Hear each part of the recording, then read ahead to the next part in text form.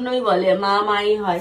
আর এই এতদিন মানে আমি এইটা বুঝতে পারিনি, কারণ আমার যখন শরীর খারাপ হয়েছে আমার বর কোনোদিন আমাকে রান্না করতে দেয়নি।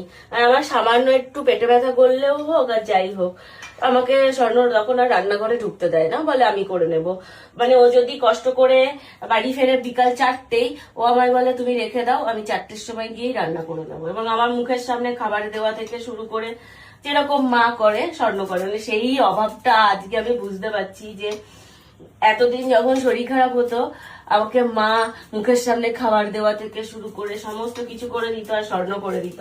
আজকে স্বর্ণও নেই, মাও নেই, তাই আমি ওদের অভাবটা আজকে বুঝতে পারছি যে যতই যাই হোক মা মাই হয়। আর মায়ের পর যদি ভালো বর পাওয়া যায়, বর বরই হয়। তাছাড়া মানে তোমার কষ্ট আর কেউ বুঝতে পারবে না। হ্যাঁ, অনেকের বর আছে ইচ্ছা থাকলেও হয়তো তারা নিজেরা পারে না বলে করতে পারে না, কিন্তু আমার বর যেহেতু পারে, ও যখনই আমি অসুস্থ হই সবার আগে ওই রান্না করে, আমাকে রান্নাঘর থেকে পুরো ছুটি দিয়ে দেয়, পরিষ্কার বলে দেয় তোমাকে কিচ্ছু করতাম না, যা পারবো আমি করে দেবো।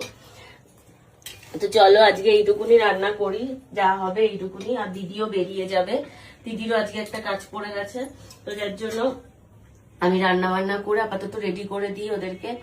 মানে আজকে সত্যি বলছি, আজকের দিনটাই আমি বুঝতে পারছি যে শরীর খারাপ হলে নিজের মানুষগুলো কতটা দরকার হয়।